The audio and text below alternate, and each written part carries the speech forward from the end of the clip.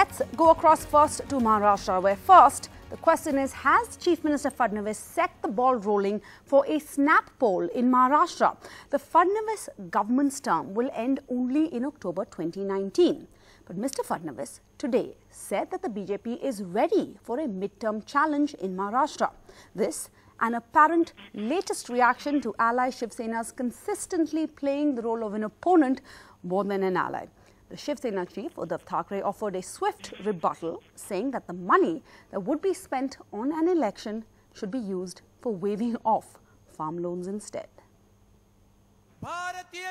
Maharashtra Chief Minister Devendra Fadnavis says he is ready for a mid-term election. Reacting to Sena leader Sanjay Raut's threat of strangling his government, Fadnavis said, if anyone is threatening to destabilize the government, then we are ready for a mid-term poll. Referring to victories led by him in the recent civic and municipal elections, he said they were unprecedented and a sign that the people believe in his government. Raut rejected the statement as a rumor.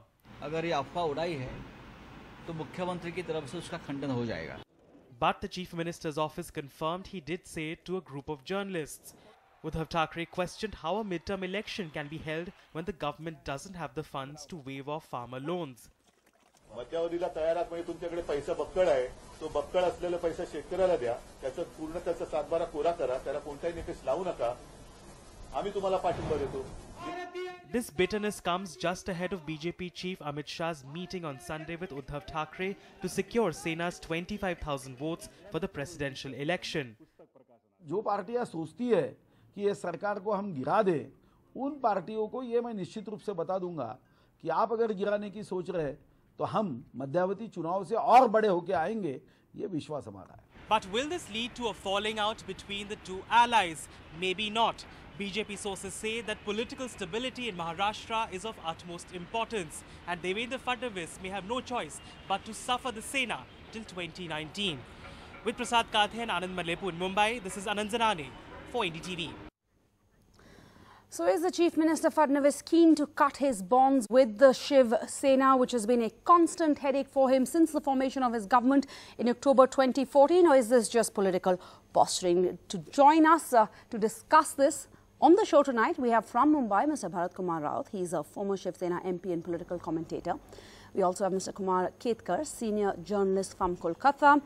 Joining us also soon will be Avik Saha, the national convener of the Jai Kisan Andolan, the general secretary of the Swaraj Abhiyar. We'll have from Lucknow, we have on the show Sudhir Kumar. He's the president of the Kisan Jagrati Manch. And in studios right now, we have Dr. Jagdish Shatigar. He's the economic professor at BIMTech and former Prime Minister Vajpayee's economic advisor. I want to go across first to Mr. Rao. Mr. Rao, we have an uncharacteristically strong statement from a normally very restrained chief minister. Has the Shiv Sena's needling just gone too far?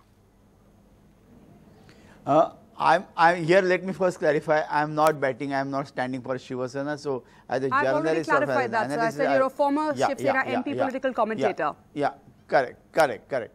So, having said this, let me tell you that this is not really the fight. But before the fight, some warnings and counter warnings and ishara, these things keep going on.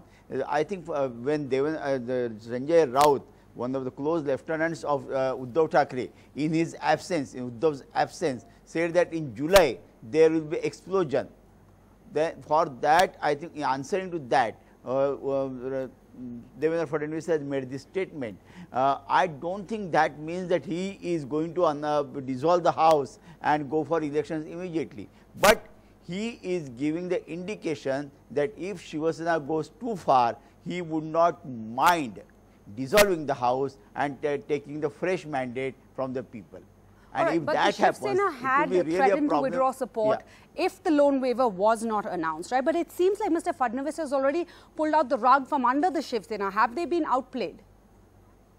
Yeah, you are right. What he has been saying, he has really outplayed Shiv Sena by using by threatening to go for fresh elections. Because for all said and done, with all these Uddhav Thackeray's threats and counter threats, definitely forget Shiva Sainiks, which are all over, but even the sitting MLAs are not in the mood to face another mandate, because in now 2.5 years have passed, and in 2.5 years they have not even recovered the expenses that they have made for the last elections. So where is the question of going for another election? Not to mention how the Shiv Sena fared in the local civic polls just held recently. But I'm not just talking about that, Mr. Raj. I'm also talking about the fact that, ironically, initially the Chief Minister had refused to talk to the protesting farmers. He even called them anti-social. Then, after the Shiv Sena raised this demand, he's made a U-turn. Not just made a U-turn, he's gone in for a total loan waiver instead of a partial loan waiver. In that sense, has the Shiv Sena been outplayed? No, you see Devendra's statements very carefully, or Chandrakant Patil's statements very carefully. It is not a blanket loan waiver. Whatever he has there, that loan waiver is with proviso, with conditions, and therefore I think Devendra Fadnavis, he definitely has given up something, but he is sticking to his guns that only small and marginal farmers will get the waiver. The rich farmers will not get the waiver. I think if you go by the letter of the and the spirit of the decisions that have been taken by the government, it is very clear that it is not a blanket waiver for sake. All right, Mr. Ketkar, let's go across to you. Mr. Fadnavis sticking to his guns, says Mr. Raut. He's clearly calling the Shiv Sena's bluff with a poker face. But the fact is that the oldest ally of the BJP will be key to the NDA for winning the presidential elections. Does that still hold? Is the Shiv Sena important this time round, or are they just living in la-la land? Well, actually, he has not called out the bluff because he will not go for election. There are so many MLAs who are completely opposed to the midterm election, and not only the MLAs who are opposed to the election, even the central government or the Modi government is not exactly keen on elections in Maharashtra. But what they are keen is about elections to be held in May 2019 along with Lok Sabha. No, but that civic poll performance is quite misjudged by majority of the media and the political pundits. That was done and that was successful for the BJP. That does not mean that the same results will prevail if the elections are held in December or October or wherever they are supposed to be according to their plan. I don't think that is likely to happen. Every election is a separate episode. British elections showed that opinion polls and such assessments do not necessarily go in the right direction that the government wants. And I think Fadnavis knows British elections as well as Indian elections. In 2004, the assessment of the BJP was that they will get something like 350 plus for Lok Sabha and something like easily 160 in Maharashtra. But they came to nothing in 2004. And again, the Maharashtra was led by NCP and Congress, and Delhi was led by Manmohan Singh. So I know, and they also know, that elections are episodical. Every election plays out in a different way. The game is totally different. How much money you have and how much support you have in the local elections does not necessarily merit the call for election. He is merely responding to Uddhav Thackeray's saying that there is going to be a major thing in July, major explosion in July. He is saying that we are not worried. He has to show that kind of a confidence, not only to Shiv Sena, but even to his own ministers, his activists, his party, and to Delhi, that well, he is prepared any time. But that's a bravado, that's not a policy. So it's bravado. Is this a typical ally game then? That they'll fight in the state to keep the vote bank happy and the pride intact. But when it comes to the centre, I'm talking about the presidential election now, going back to that question, friends will help each other out?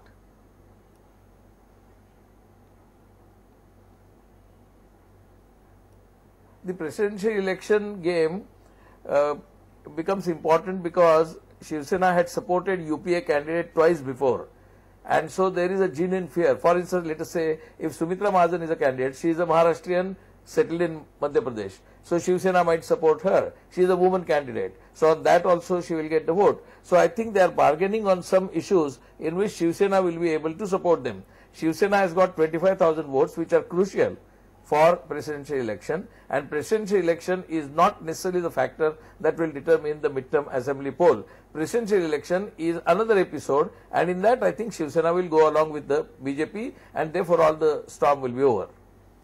All right, so the storm will be over. Let's go across to Mr. Shettigar. You know, the fact is today a Congress MLA has written to the Guinness Book of World Records. They're asking for a record to be set by the Shiv Sena for constantly promising that they're going to pull out of their alliance with the BJP in Maharashtra and never doing that.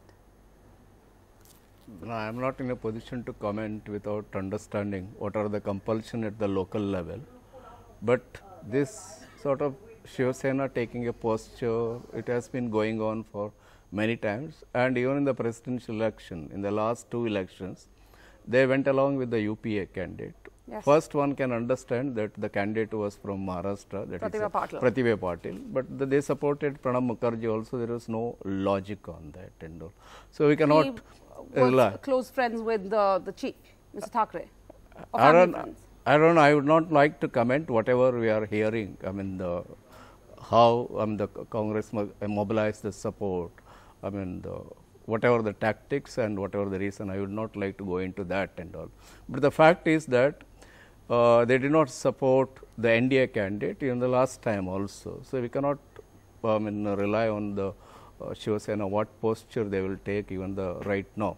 But looking at the overall situation, I don't think that India is in a problem, because that can be more than offset with the support coming from some of the non-NDA and the non-UPA parties. So I think that Shiv Sena cannot blackmail at this time, but making a crisis at the farm crisis as an agenda to set the political goal. I mean, it is an unfortunate thing, and this should not have been mixed. And whatever they are suggesting that waiving of the farm loan, this is not the solution to solve the problems the farmers have been facing. At least as an economist, I don't support. Maybe in an extraordinary crisis situation, it's okay, like drought situation or something like that. So one can think of giving that is a temporary relief, but certainly this time there is no such crisis. So whatever the suggestions they are making, farm loan, I mean, even the promise made at the UP. But if there is no such crisis, why do you think they went in for it? No, the fact is that the farmers are not getting the remunerative price. It is a ground reality. But one should understand why they are not getting the remunerative prices. No, if there is no such crisis, if the Shiv Sena is not really a threat, if according to our panelists the BJP is not really going to go in for an election, why go in for a loan waiver? No, I will not, that is personally I don't support the waiving of the loan. As I said that there is not an extraordinary crisis at right now, whether it is in the case of MP or the Maharashtra. But this particular problem that the farmers not getting the just price should have been resolved scientifically, because whether it is the case of MSP, that is the minimum support price, when the market price crashes below that, which is happening right now in the both the mandis, or when the market commands a better price that is higher than the MSP. Unfortunately, farmers are not getting the benefit of that. The middleman corner that is what we call the earthiers and all. So that can be resolved only through the amendment of administered price mechanism, I mean the APMC Act, about which the finance minister announced in the last budget, but some of the states started implementing. But once every state, all the states implement. So, Mr. Shettigar is saying that this is unfortunate that the government went in for a loan waiver. He is, of course, speaking as an economist. Mr. Avik Saha, how is this any different? Over the last 20 years, we've seen Maharashtra has been shelling out drought relief or compensation on crop failures. Does this actually help the farmers long term, or are they just short term measures?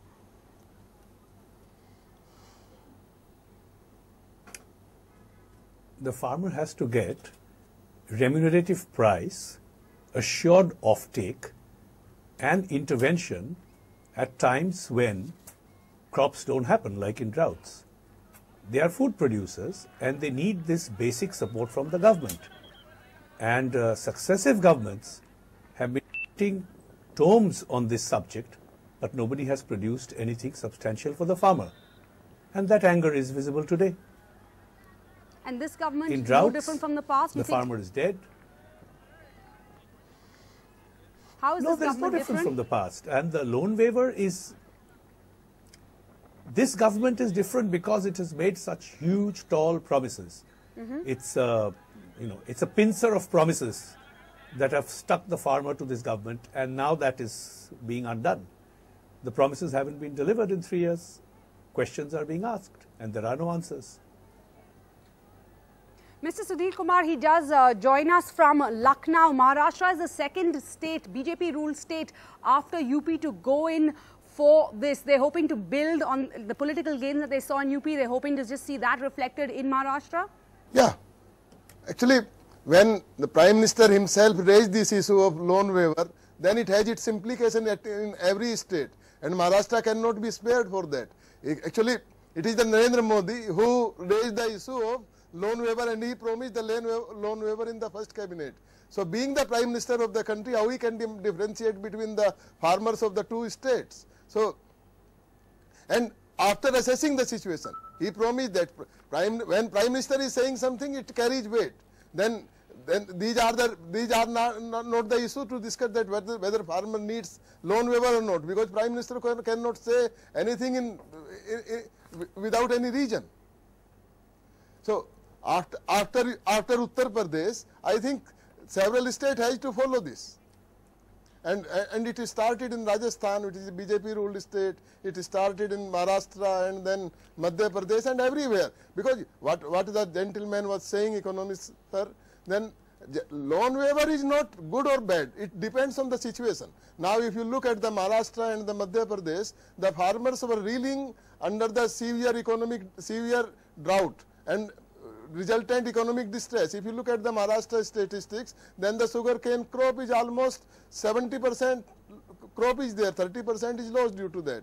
And now, after the huge production or the record production, farmers are not getting prices. So farmers are economic distress. So what you have to do for the farmer except just to clear their loans and remunerative prices. And both these areas were identified by the BJP. All right. They have promised the remunerative prices or 50%, 50% premium on the input cost in the manifesto itself. And the Prime Minister again promised the loan waiver. So, all right. These Why am I problems not are surprised that identified the by economists and the farmer groups are not agreeing? Mr. Saha, you want to make a point here?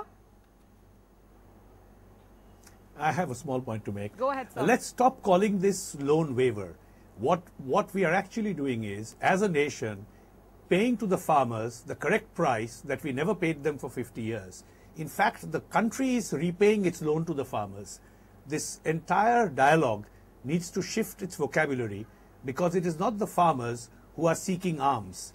We have been depriving them for decades, government after government, and this is the time when we have to pay back our dues. All right. Mr. Shettigar, but the centre says the state will have to take responsibility, make its own financial arrangements to pay for this, even though Mr. Saha says I shouldn't call it a loan waiver. But actually the truth is the burden of this is going to have to be shared both by the centre and the state.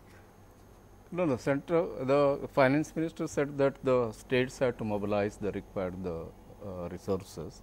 Centre will not support. But coming back to this situation. But what's the reality? Can the centre actually say that? Is it just up to the state? No, it is up to the states, because in the case of the UP, during the UP elections, it was announced that there would be farm wave, the loan wave. As I said, that personal, I don't support that and all, because why should we make the farmers depend on the mercy of the government of the day? Why can't the farmers command the price at the market in the same way as the manufactured product?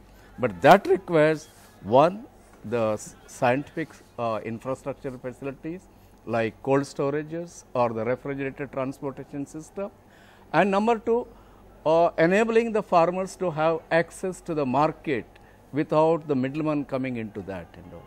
All right, of course, that is material for an entire full complete debate. I want to go back to Mr. Raut. At one point, Mr. Shettigar said that you cannot rely on the Shiv Sena. Is the Shiv Sena on the back foot? They did poorly in the Zilla Parishad and Municipal Corporation polls in Marathwada. The BJP won in Latur. The Congress and the NCP also made impressive gains in Fadvanis and in Bid. So this time round, are they really on the back foot? Yes, what I wanted to say, Sarah, to you is that I think we are mixing up two issues. in doing the whole debate. One is the economic issue of the loan waivers to the farmers and the farmers' condition, their plight, and the other is the political game, in particular in Maharashtra, where Shiv Sena and BJP. Yes, and I think we're all in agreement that this is a political game when they've given in to this so-called loan waiver. This is a political game, and the loan waiver is just used as an instrument to have the fight. Here, Shiv Sena is on back foot, mainly because despite their all the hue and cry by Congress, NCP, Shiv Sena all together and separately, their Sangharsh Yatra, despite that BJP came out with flying colors in the civic elections, Zilla Parishad elections, municipal elections. They really swept the polls. So they realize now that the sway of BJP is still on, and then nobody can match them. At least the three parties cannot match them collectively and separately. Therefore, now they are fighting and they are making the bogey of farmers' cause to fight their battle. Mr. Kekar, last word to you. How do you see the next few weeks playing out between the BJP and the Shiv Sena and their alliance in the run-up to the presidential elections? Quick last word. Well, actually, there are three quick points. One is BJP had campaigned for these prices when they were in opposition continuously for 10 years. They were accusing UPA for not doing so. Then Narendra Modi campaigned in Uttar Pradesh saying that we will give. At that time, he did not clarify the state governments will be a responsibility. He announced as if central government is going to do it. So naturally, people are expecting. And the third point is, you cannot compare, as Dr. Shettigar said, corporate sector and the farmers sector. Farmers sector is completely diverse, completely disorganized, and in every state the farming questions are totally different. UP is highly irrigated land and Maharashtra is marginally irrigated land, only 16%. And therefore, you cannot compare corporate sector with farm sector. And corporate sector, when people see, when the farmers see, corporate sector is getting huge benefits in the particularly last 3 years and even before. So naturally they said, if you are waiving loans for entire business sector, entire corporate sector, what is that you are not doing it for us? So that question is quite legitimate. And in fact, Narendra Modi, because he was considered to be a corporate sector representative, he wanted to show that he also represents farmers, and that is why he started that Kisan channel and announced farm loans. And now that the ball is coming to hit him back, he is saying that it will be bothered by the states.